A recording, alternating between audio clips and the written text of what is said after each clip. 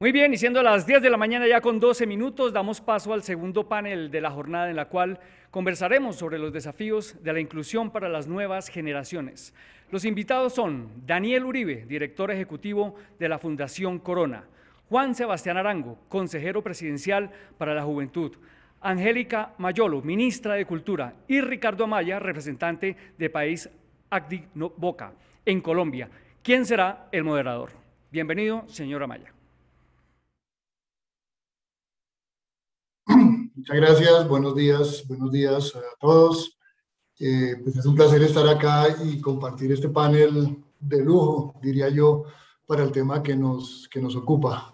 Tener a la señora ministra Angélica Mayolo con su experiencia en un tema que las nuevas generaciones viven tanto como son todos los temas culturales, pero con su experiencia pasada trabajando de la mano con el sector privado, en Buenaventura y en otras instancias para dar oportunidades a los jóvenes, creo que es muy, muy importante. Para mí, Angélica es una de las principales líderes de este país. Muchas gracias, ministra, por acompañarnos. Daniel Uribe, es una persona joven. Bueno, los tres panelistas son bastante más jóvenes que yo, pero Daniel, con su juventud, ha liderado una de las fundaciones más importantes de este país, que también ha estado desde siempre, pero en los últimos años muy enfocado a trabajar con jóvenes, programa Goyin para estos jóvenes con potencial, que todavía los seguimos llamando, que ni estudian ni trabajan, pero también de la mano de Daniel, todo lo que se ha hecho en temas de empleo inclusivo, que es algo que nos ocupa hoy también, de la mano de la Fundación Andy y de programas de USAID. Y Juan Sebastián Arango, que a quien creo que el país ha conocido en este último tiempo, en esta agenda que ha estado tan dinámica, tan nutrida, de todos los temas que ha sido la concertación de escenarios más fuertes de participación juvenil, de movilización del Estado, de coordinación de agendas que cumplan con todas las expectativas de los jóvenes, sobre todo en este año con todo lo que el país vivió. Entonces, sin duda, bienvenidos a todos y bueno, yo me permitiré hacer un pequeño contexto para que nos enfoquemos en el tema del panel, de estos desafíos que enfrentamos como sociedad, como Estado, para la inclusión de las nuevas generaciones. Y tal vez, si me permiten, como para poner en contexto algo que de pronto todos tenemos y poner como algunos puntos sobre los cuales desarrollaremos la agenda de este panel, es dónde estamos en esos desafíos. Y yo creo que hay que mencionar algunas cosas clave. Uno, la necesidad de hay una necesidad inminente en Colombia de concretar esas agendas de inclusión. Yo creo que lo que pasó, de lo que venimos saliendo como humanidad y como país, la pandemia, pues obviamente dejó muchas huellas en términos de pobreza. Ya lo ha mencionado mucho el director del DANE. Todos hemos mirado las cifras, pero sin duda la población joven fue muy golpeada, y no solamente golpeada en lo económico. Los desempleos juveniles andan por el orden del 23%, pero la informalidad también creció mucho. Pero hay otras dimensiones, y todo lo que uno trabaja con jóvenes, como decía Maggie McKay en esa excelente introducción, pues hay que mirarlo de forma multidimensional, porque los jóvenes también han sido afectados, y cuando habla uno de inclusión tiene que mirar dimensiones como todo el tema de deserción escolar, como todo el tema de acceso a educación, como todo el tema de brechas de conectividad. Eh, Uno mira los índices de reclutamiento que se incrementaron, de reclutamiento de grupos ilegales que se incrementaron en los jóvenes. Uno mira todos los temas de violencia intrafamiliar. Entonces hay muchos temas que, por lo que vivimos, por lo que aún estamos acabando de vivir, golpearon mucho a la población joven, y las barreras que ya existían, las limitaciones, las situaciones críticas que existían, pues obviamente se exacerbaron. Y dos, yo quiero referirme a lo que pasó también en lo que fue el estallido social, que creo que puso en la mira de toda la sociedad, por lo menos coyunturalmente, y ojalá que sea de forma más permanente, todo lo que tiene que ver con las agendas juveniles. Todas las protestas y todo lo que se quedaron en la retina de los colombianos, en términos de protestas, tuvieron mucho como protagonistas a los jóvenes. Pero hay que ser conscientes y hay que, como sociedad, mirar que no solamente los jóvenes participaron en esta fase de las protestas, tal vez eso fue lo que más se quedó en la retina, sino que lograron avanzar en escenarios de participación. a propósito sobre la participación de los jóvenes en las protestas y todo lo que hay que construir en participación, el DANE sacó hace un tiempo que una cifra que tal vez pasa a veces desapercibida, y es que el 43% de los jóvenes en el 2018 no participó en las elecciones y el 32% manifestaba que era simplemente por falta de interés. Entonces hay un tema de participación democrática, política, que también es otro de los retos. Y nosotros como programa de USAID de Activoca, el programa de jóvenes resilientes que mencionaba Mike, tuvimos la oportunidad de participar como un actor que sistematizó todo lo que pasó en los diálogos de Colombia con las juventudes que desarrolló el gobierno, con los jóvenes, con más de 11.000 jóvenes en todo el país. Y fue evidente cómo los jóvenes están expresando sus voces, como decía Mike ahí ahorita, con muchas ganas. Yo creo que la participación, las ganas de ser oídos, las ganas de que sus propuestas se articulen, lleguen a escenarios concretos, fue muy grande. Esos 11.000 jóvenes en todo el país presentaron una cantidad de protestas que están nutriendo una agenda joven que yo creo que hay que mirar, tiene que ser mirada muy en serio.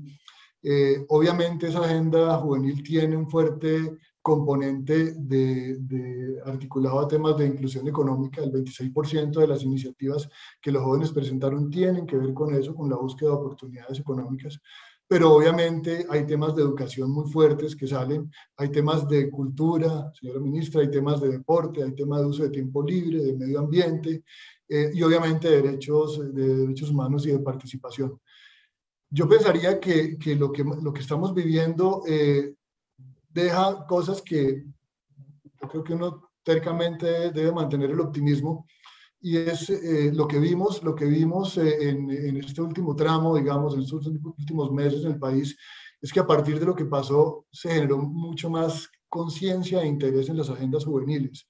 Es muy interesante lo que pasó en Cali, por ejemplo, con la articulación de todos los empresarios para una iniciativa de ampliar las oportunidades laborales en Cali, en el Valle del Cauca. Lo mismo pasó en Medellín, pero sin duda es mucho lo que hay que seguir haciendo para en estos tiempos de reactivación, de ese redinamismo de la economía, de algunos sectores que quedaron, mirar cómo los jóvenes pueden ser incluidos y cómo se articulan las ofertas del gobierno y del sector privado.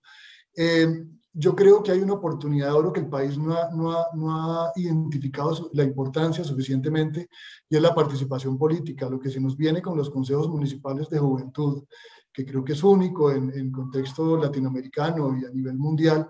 Es una gran oportunidad, y eso ojalá que salga bien en términos de la participación, porque es un reto muy grande contar con consejos municipales de juventud que puedan incidir de manera más cerca con las agendas, más cercana con las agendas públicas y con todos los temas de participación ciudadana y de presupuestos públicos. Hay un tema que hay que darle vida, que sin duda que fue importante, y es el documento COMPES, con 33.500 millones de pesos, creo, Juan Sebastián, que se alinearon, y a los cuales los jóvenes están muy interesados y están pidiendo desde las plataformas, desde las organizaciones, mejorar su capacidad de veeduría, de hacer seguimiento, etc. Entonces, todo esto para decir que es un momento, es una coyuntura muy interesante para la agenda joven, pero sin duda, como lo dice el nombre de nuestro panel, hay muchos desafíos. Y tal vez yo empezaría por ahí con los panelistas para decirles desde su perspectiva, pues, ¿cuál es la lectura que tienen de las condiciones sociales y económicas de los jóvenes, y sobre todo de las principales barreras y retos que se identifican? Y yo le pediría a Angélica, a la señora ministra, que comenzara. Micrófono, ministra. Bueno, muy buenos días a todos. Ricardo, un privilegio estar aquí compartiendo contigo, con Daniel y con Juan Sebastián. Con todos he tenido la oportunidad de compartir espacios laborales y de trabajar juntos justamente por diferentes iniciativas que buscan generar oportunidades en los jóvenes.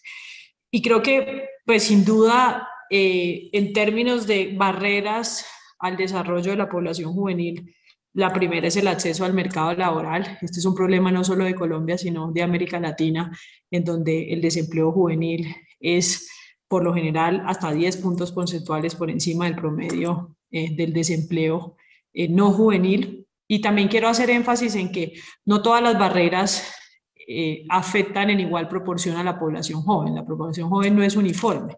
Cuando uno mira variables conjuntas, como en el caso de ser mujer y ser joven, por supuesto el desempleo es más alto, y cuando uno mira las variables étnicas, el desempleo es mucho más alto. Y si uno combina las tres variables, se encuentra una población que además de ser joven es mujer, pero es indígena, no es afro, se encuentra con unas condiciones estructurales mucho más difíciles de atender y de superar en términos de acceso a oportunidad. Y el reto de cómo generar mayores oportunidades de empleabilidad de manera formal en la población juvenil, pues es un reto de Colombia, pero también de los países de América Latina. Y creo que hemos avanzado en los últimos años muchísimo en entender mejor condiciones que hay que crear en el mercado laboral para facilitar el acceso juvenil, pero aún así sigue siendo un reto determinante. El segundo reto que yo también considero crucial es el acceso a educación superior. Hemos tenido avances muy significativos en este gobierno, por ejemplo, la matrícula cero es un gran resultado en términos de facilitar el acceso a educación superior.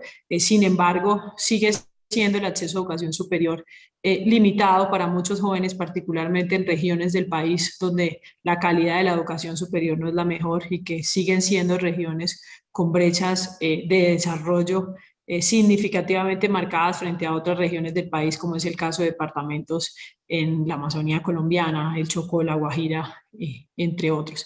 Y creo que el tercer reto que yo identifico también trascendental es el acceso a fuentes de financiación para el emprendimiento.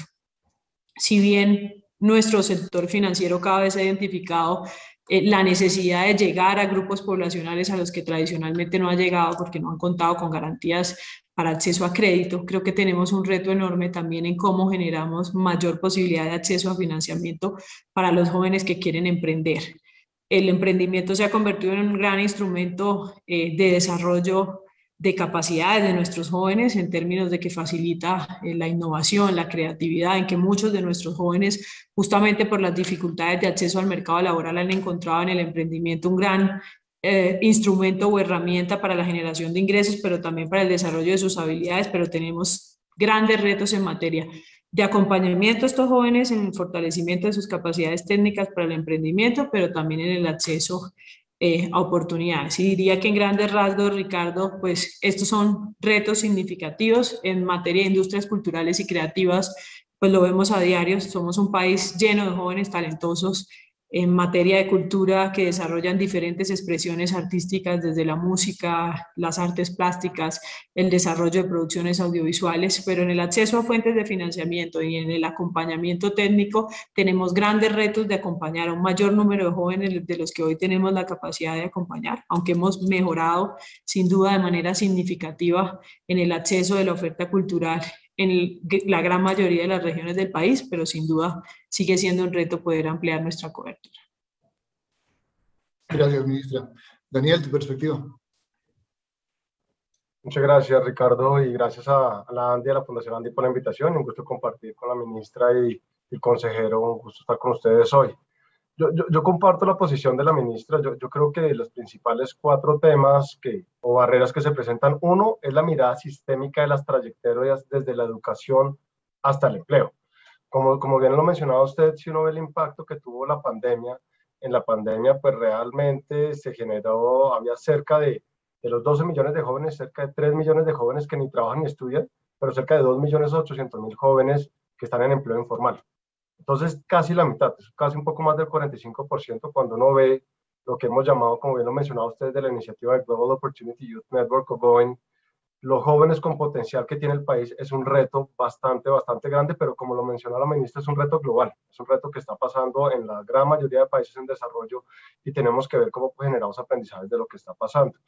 Pero debemos ver, y lo presentamos recientemente el viernes pasado en alianza con ustedes, Ricardo, y la Fundación ANDI, en el Informe Nacional de Empleo Inclusivo, la perspectiva de trayectoria de los jóvenes, porque el impacto que se ha vivido parte desde la educación básica. En este momento, uno de los principales retos que tiene el país es la inasistencia escolar.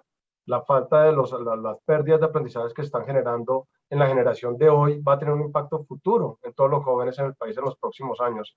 Y tenemos que entender qué está pasando en la deserción y cómo se están orientando los jóvenes desde la educación básica a la media, al acceso a educación superior que mencionaba la ministra, y a toda la parte de empleo, y entender que estas barreras o trayectorias de los jóvenes son diferentes por territorios. las posibilidades o la inequidad que se tiene en los territorios es uno de los principales retos, pero también por poblaciones. Si uno piensa que una persona que accede a educación superior puede ganar 3.3 veces más el salario que una persona que tiene educación básica y 2.5 veces más que una persona que terminó educación media, tenemos que entender que esto es una tensión estructural y que tenemos que ir trabajando de forma paralela en la educación básica, desarrollando competencias desde la educación media, en las transiciones. Yo creo que ese es un componente fundamental. Un segundo componente, y lo presentaba usted, es la efectividad, digamos, de involucramiento. Los jóvenes en este momento, lo mencionaba usted, pues el 40% no quería participar, no participó en votaciones, pero lo que hemos visto desde programas como los Ciudades Como Vamos y otras iniciativas de la Fundación Corona es que los jóvenes realmente lo que tienen es una gran desconfianza ante la institucionalidad, desafortunadamente, y tenemos que encontrar nuevos mecanismos, porque sí hubo una participación activa que se vivió este año, se vivió el año pasado y se ha vivido desde el 2018 cuando empezaron las principales movilizaciones frente a temas de educación superior. Entonces, es entender qué nuevos mecanismos y cómo se fortalecen los mecanismos, y creo que los consejos juveniles, como usted mencionó, son fundamentales para poder entender qué es lo que está pasando en este momento. Creo que ahí hay que trabajar mucho en el liderazgo juvenil, en conjunto con Activoca y con otras alianzas hemos trabajado a través del programa LISA, de liderazgo social adaptativo, cómo se fomenta el liderazgo juvenil. Yo creo que hay que empoderar y trabajar mucho más con los jóvenes, sobre todo en un momento que estamos viviendo y que quisiera cerrar como con esta lectura, y es qué están sintiendo y cuáles son las emociones de los jóvenes. Porque obviamente uno habla de educación, uno habla de empleo, pero cuando comienza a ver las encuestas un poco más en detalle, comienzan a surgir otros temas, temas de inseguridad, temas de derechos humanos y sobre todo sentimientos digamos, de desconfianza y de falta de visión de futuro. O sea, realmente hay un movimiento negativo, no son optimistas y los jóvenes no están creyendo en el futuro del país, pero a la vez están demandando por un nuevo futuro del país. Entonces sí tenemos que entender estas emociones, estas sensaciones que se han vivido a lo largo de la pandemia y en un momento de reactivación y consolidación que estamos viviendo como país, cómo se puede capitalizar y apropiar y fortalecer a los jóvenes en un momento como este, fortaleciendo toda la parte de trayectorias de educación orientada al empleo, la participación ciudadana, pero también trabajando en todo el bienestar relacional que se requiere para acompañarlo. Gracias, Daniel. Consejero, su perspectiva.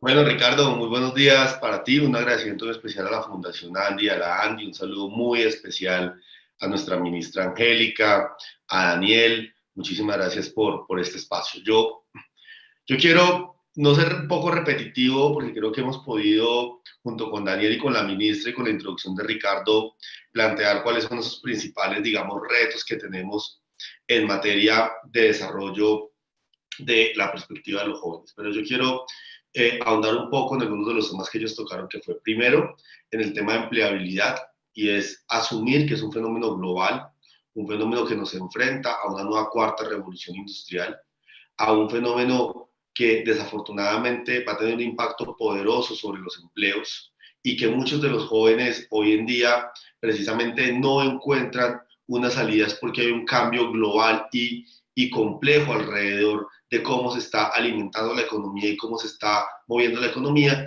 y el país tiene que actuar muy, muy rápidamente para poder abarcar todos los escenarios que eso desarrolla. Primero, ese punto. Yo creo que ahí tenemos que reconocer que hay unos problemas que son históricos y coyunturales que promovilizan esta agenda de los jóvenes.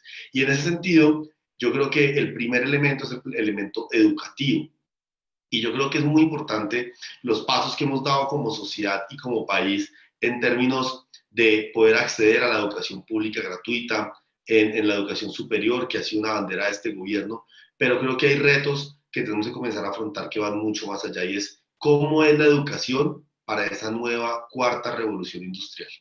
Yo suelo decir que nosotros, posiblemente los que estamos aquí, somos la última generación que ha dicho que ya estudiamos lo que íbamos a estudiar.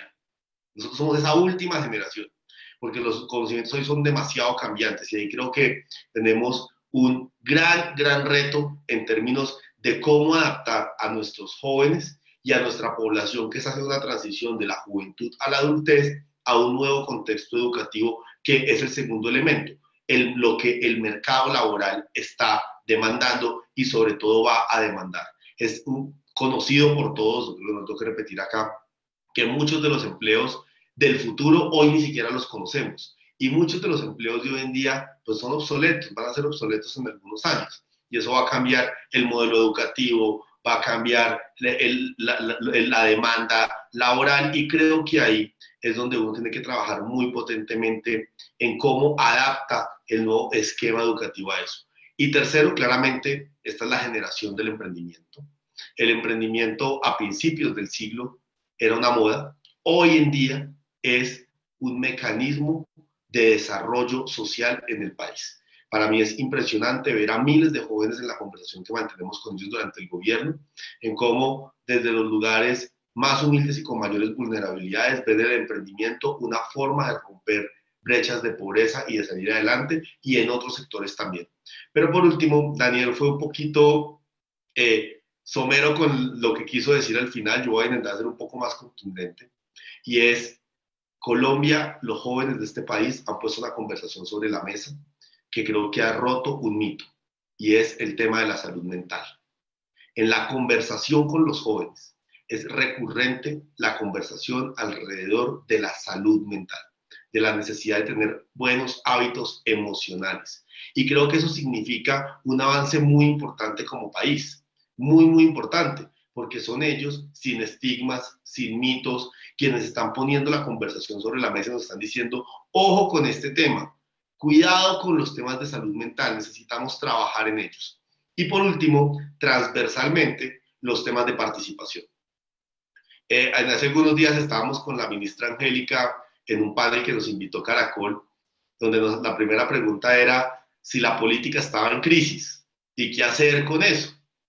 Y la ministra y yo, ahí medio coordinados, sin estarlo, dijimos algo que era como que realmente la política no estaba en crisis. Los que estamos en crisis somos la institucionalidad y la sociedad con respecto a la política.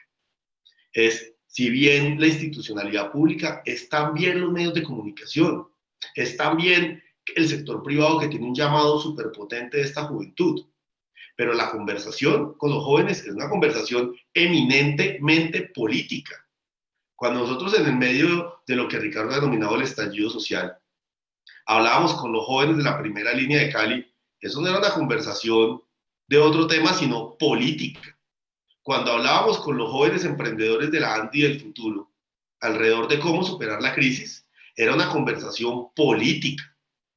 Aquí lo que está aquí es la forma en la que abordamos esa política, en la que abrimos esos espacios de participación a los jóvenes, y yo creo que más adelante vamos a poder hablar de cómo hemos nosotros desde el gobierno podido abordar estas problemáticas, cómo hemos podido construir, como Ricardo lo decía, el Pacto Colombia con las Juventudes, en el que participó todo el gobierno nacional, liderado por el presidente, y se construyó una oferta para los jóvenes de 33.5 billones de pesos, que es más o menos 2 veces la línea del Metro de Bogotá para los próximos 10 años, y que compromete acciones de todo el gobierno nacional para atender esos reclamos de la juventud, pero que la participación, si bien es un mecanismo de solicitar derechos, también tenemos una responsabilidad como sociedad, y es profundizar en el cumplimiento de los deberes de nuestros jóvenes.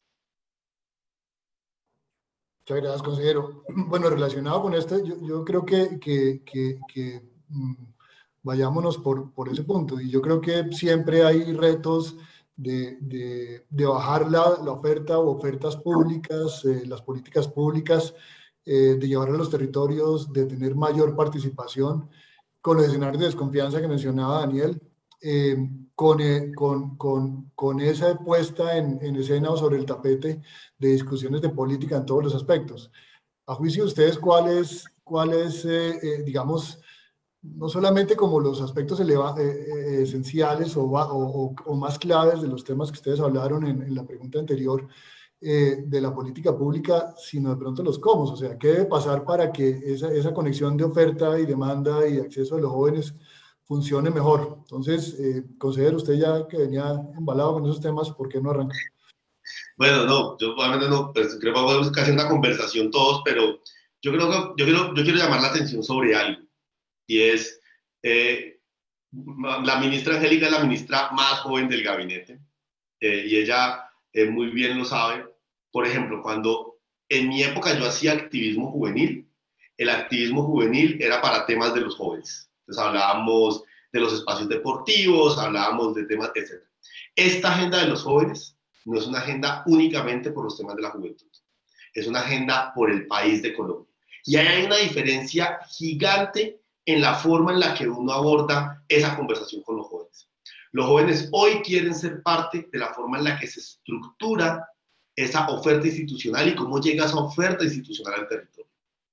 La ministra no me deja mentir cómo durante los más de 500 mesas de trabajo que hicimos, en la que participaron más de 15.000 jóvenes entre el mes de mayo y el mes de agosto, en el cual ACTI y USAID jugaron un papel fundamental ayudándonos a hacer el trabajo con ellos, fue esa la conversación. ¿Qué tipo de país queremos? No solo qué tipo de oportunidades queremos para los jóvenes, sino qué tipo de país. Y por eso, dos hitos históricos que creo que van a ser muy importantes. El primero, que Daniel y Ricardo lo tocaban ahora, las elecciones de los consejos municipales de juventud.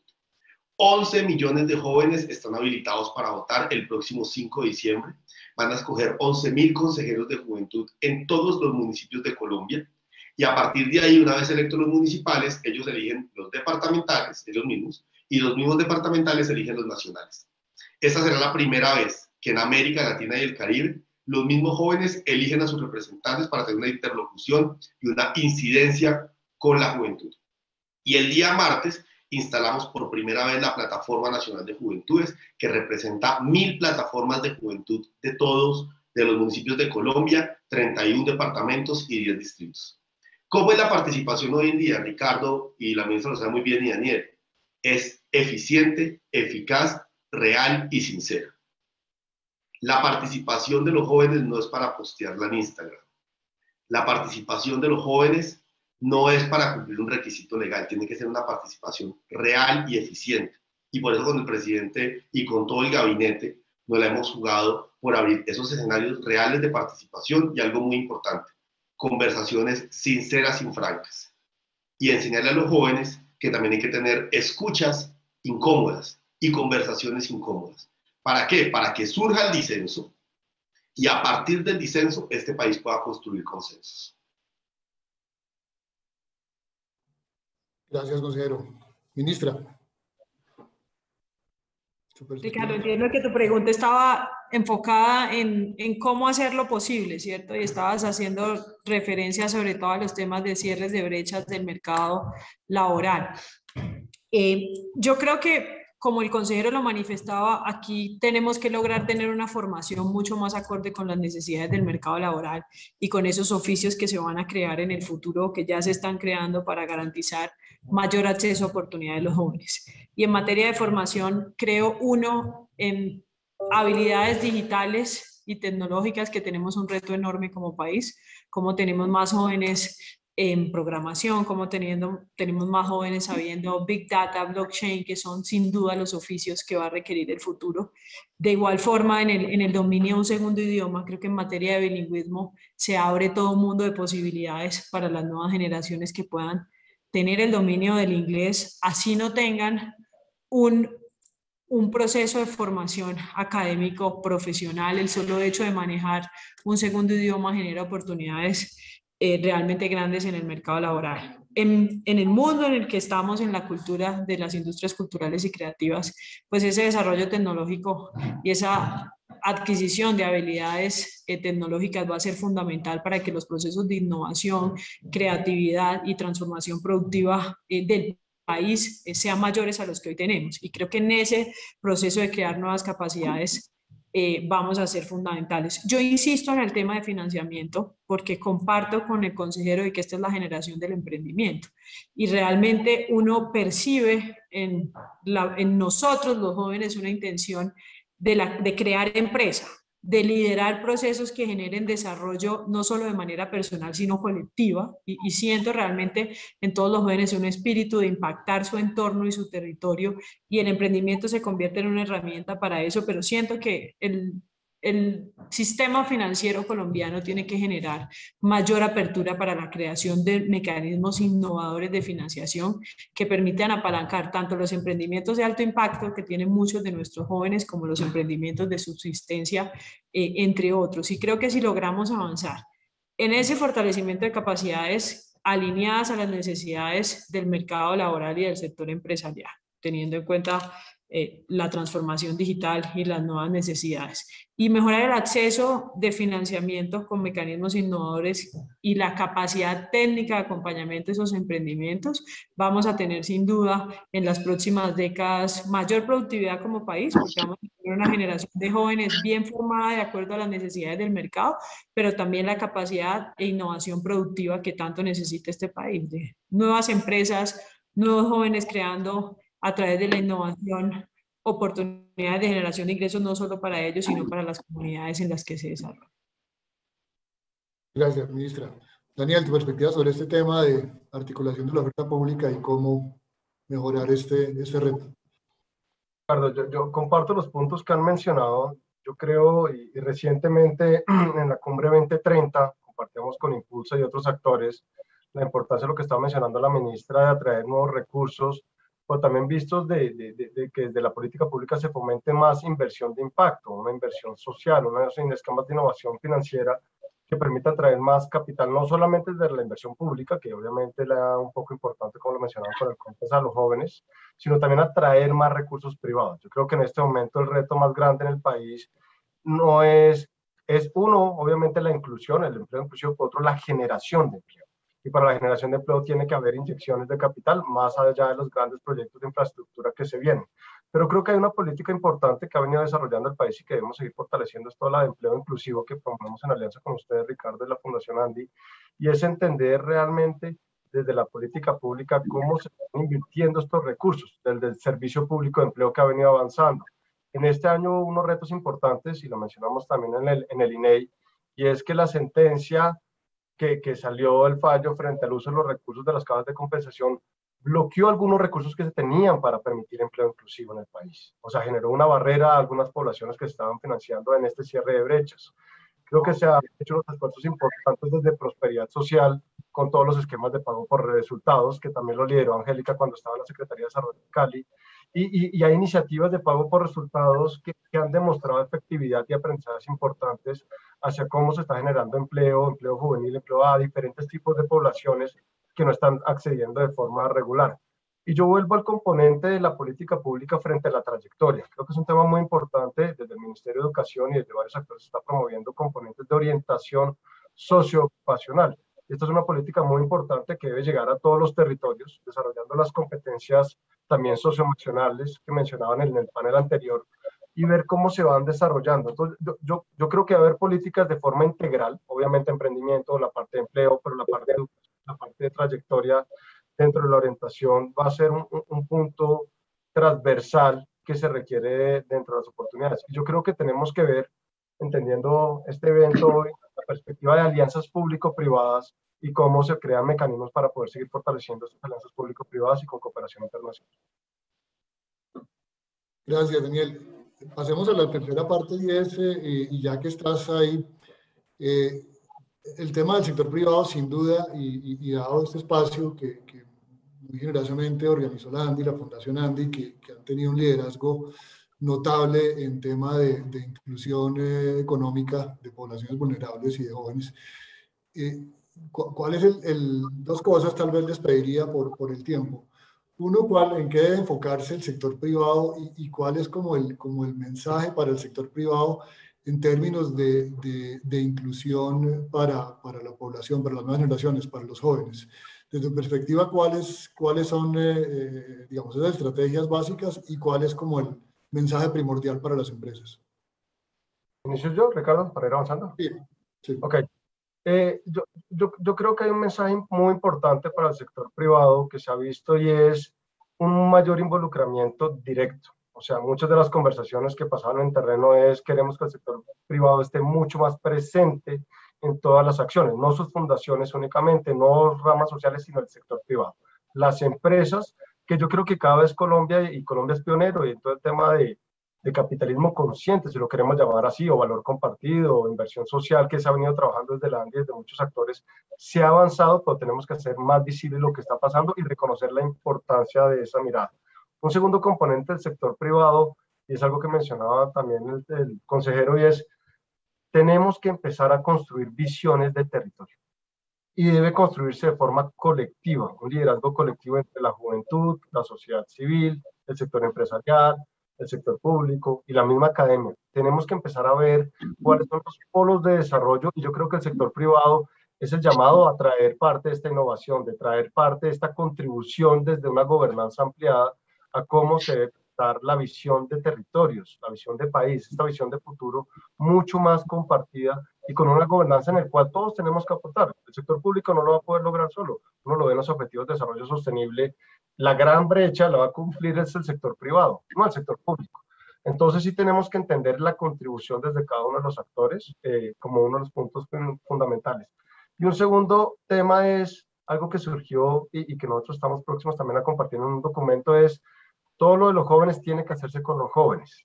Entonces los jóvenes tienen que estar en el centro de la conversación, los jóvenes tienen que estar involucrados en su propia agenda, como lo mencionaba bien el consejero previamente. Tenemos que buscar representatividad. Creo que los consejos juveniles van a ser una gran oportunidad. Igual buscar en esquemas de gobierno abierto para involucrar más a los jóvenes. Tenemos que ver cómo sí se logra que ellos hagan parte de esta visión de transformación que se tiene. Entonces, porque hay una diferencia, y hay muchos jóvenes en el sector empresarial también, dentro de las mismas empresas. Entonces, entender cómo estas redes de juventud van a ir trabajando desde las empresas, desde el sector privado, y seguir fortaleciendo esta alianza. Yo creo que el sector privado promoviendo esto, promoviendo el empleo inclusivo, desde cambiar procesos de selección, aprovechando todos los beneficios que está planteando tanto el gobierno nacional como algunos gobiernos locales, van a poder generar algunas acciones de corto plazo y unas de cierre de brechas de talento humano que se van a requerir para el mediano y largo plazo en las perspectivas de competitividad y desarrollo que queremos para los territorios y para el país. Gracias, Daniel. Consejero, su perspectiva y su mensaje sobre este punto. Bueno, no, yo concuerdo muchísimo en el primer punto que ha tocado Daniel, que es cómo el sector privado se involucra e involucra muchísimo más a los jóvenes. Sin embargo, yo sí quiero resaltar que durante los diálogos del estallido social sí tuvimos, o yo por lo menos sí percibí, una gran disposición del sector privado a sentarse a conversar con los jóvenes. El caso de Cali es un caso muy llamativo y muy importante de cómo el sector privado se tomó en serio la conversación con los jóvenes y tomó medidas. El caso de Pereira, todo lo que incluso hizo la misma Andy de la seccional de Saranda Quindío con el doctor Felipe López y con toda su junta directiva, con quienes trabajamos un esquema de trabajo de involucramiento de los jóvenes en capacidades productivas. Entonces yo creo que hay que profundizar esa participación. El reto, ¿dónde está? En que podamos tener esas voces representativas de los jóvenes que van a salir precisamente de estos mecanismos de participación que estamos abriendo con ellos. Segundo tema, que yo creo que es muy importante poner de nuevo sobre la mesa, y es cómo desde el sector privado ponemos también la conversación de los hábitos de emociones saludables todo el tiempo en los entornos laborales, y cómo asumimos que el tema de salud mental es un tema que hoy en día está en la conversación, no solo de los jóvenes, sino de la población en general.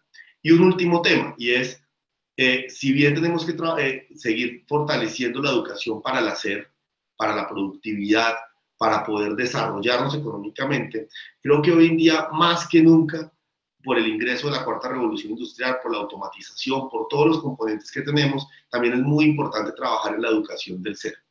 Lo que antes conocíamos como habilidades blandas, hoy habilidades esenciales, son fundamentales, y creo que con el SENA hemos venido avanzando mucho con nuestra estrategia Sacúdete, con todos los componentes que la ministra tiene desde el ministerio, pero adicionalmente creo que una gran alianza público-privada que pueda poner en el centro de la conversación la necesidad de trabajar en la educación del ser también es un tema fundamental de cara a la agenda que los empresarios están construyendo con los jóvenes. Muy claro, muchas gracias. Angélica, ministra. Ricardo, yo coincido con muchas de las cosas que han manifestado Daniel y nuestro consejero Juan Sebastián, entonces quiero referirme a las mismas con algunos ejemplos. Lo primero, sin duda, creo que el sector privado ha entendido la importancia de involucrarse en las soluciones colectivas y en generar ambientes que faciliten el desarrollo de los entornos donde desarrollan sus actividades empresariales. Creo que el caso de Compromiso Valle, que es el que todos hemos mencionado hoy, es un caso que esperamos todos que se desarrolle de manera exitosa. Desde el Ministerio nos hemos unido a esa iniciativa aportando recursos para el fortalecimiento de capacidades artísticas en jóvenes de Cali y el Valle del Cauca, y vamos a iniciar con un proceso de oferta cultural a través de muralismo similar al de la Comuna 13 de Medellín, para desarrollarlo en Cali en dos sectores muy importantes que son el distrito de Agua Blanca y la zona de Ladera en Siloé. Creo además que el gobierno nacional ha creado unos incentivos tributarios que facilitan la inversión del sector privado en el desarrollo de esos entornos saludables y que generan mayor inversión social. Voy a poner varios ejemplos. Creo que obras por impuestos es sin duda un gran instrumento para que el sector privado también pueda apalancar de manera directa inversiones que se traduzcan en oportunidades para las nuevas generaciones. Desde el Ministerio de Cultura tenemos la Corporación Colombia Crea Talento, COCREA. COCREA es un mecanismo de deducción tributaria para las empresas que deciden apostarle a proyectos de fortalecimientos culturales desde todas las expresiones, musicales, dancísticas, de producción audiovisual, de artes plásticas. Y la cultura es sin duda un gran instrumento de desarrollo de oportunidades económicas para los jóvenes, pero también un instrumento poderoso de prevención de violencias en las nuevas generaciones. Y vemos en COCREA esa gran oportunidad, y mi invitación para todos los empresarios que nos están escuchando es que utilicen la posibilidad a través de la Corporación Colombia Crea Talento de financiar proyectos de fortalecimiento cultural e industrias culturales y creativas en jóvenes en todas las regiones del país, porque son inversiones que sin duda van a repercutir en mayor oportunidad de acceso económico para los jóvenes, pero también en prevención de violencias en los territorios en donde se encuentran. En otro componente que yo coincido con Daniel y Juan Sebastián es cómo el sector privado puede incidir en la formación de capital humano, acorde con las necesidades del mismo sector privado, que facilite el acceso de oportunidades laborales para los jóvenes. Y hemos visto en Antioquia un sector privado muy líder en la formación de capital humano a través de diferentes organizaciones en el Valle del Cauca, y creo que hay que seguir fortaleciendo estos ejercicios de formación de capital humano a través de inversiones del sector privado.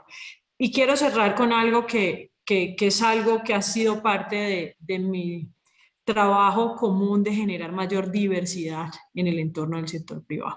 En Colombia no nos podemos llamar engaños. Cuando uno mira las grandes empresas del país, uno no siente realmente una política de inclusión de diversidad étnica. Uno sigue viendo muy pocos afrocolombianos e indígenas participando de manera activa en el sector privado colombiano. Y yo creo que la diversidad es un asunto de competitividad y no de caridad. En la medida en que el sector privado entiende la importancia de tener poblaciones diversas, que lean mejor el mercado al que le están vendiendo, que entiendan mejor el objetivo de los clientes a los que están llevando, pues tiene sociedades mucho más inclusivas y donde toda la sociedad se ve reflejada. Así que creo que aquí tenemos un reto enorme de aumentar la participación en el sector privado de poblaciones diversas, sobre todo en espacios de toma de decisión, y eso hace parte del camino que tenemos que seguir transitando como sociedad para tener condiciones de mayor equidad y de mayor acceso a oportunidades.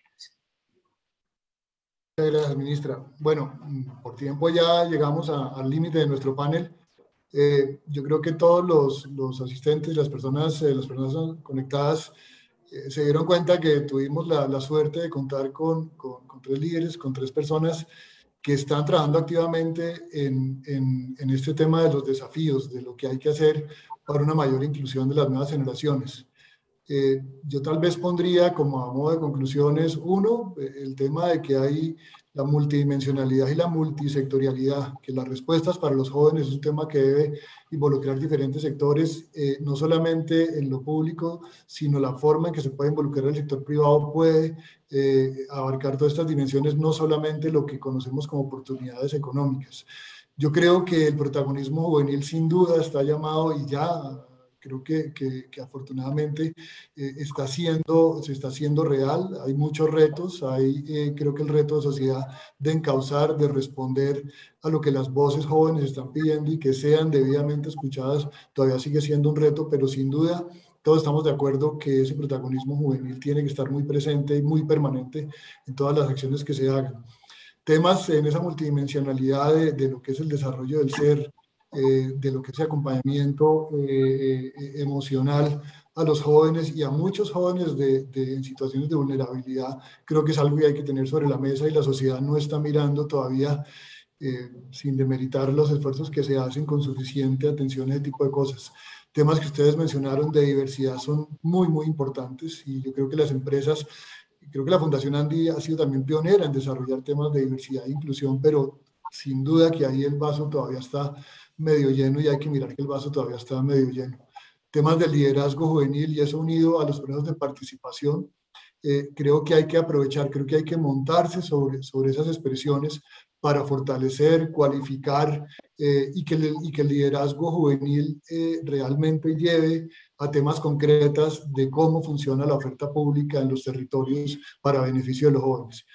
Yo me resta pues por agradecer a Bruce, a Catalina, a Lisette de la Andy, de la Fundación Andy, por abrir este espacio. Yo creo que este es un espacio que es necesario para que los empresarios sigan trabajando en estos temas de inclusión, sigan fortaleciendo estos temas de inclusión, pero sobre todo para que todos como sociedad abordemos ese desafío de la inclusión de las nuevas generaciones. A todos muchas gracias y fue un placer haber estado con ustedes.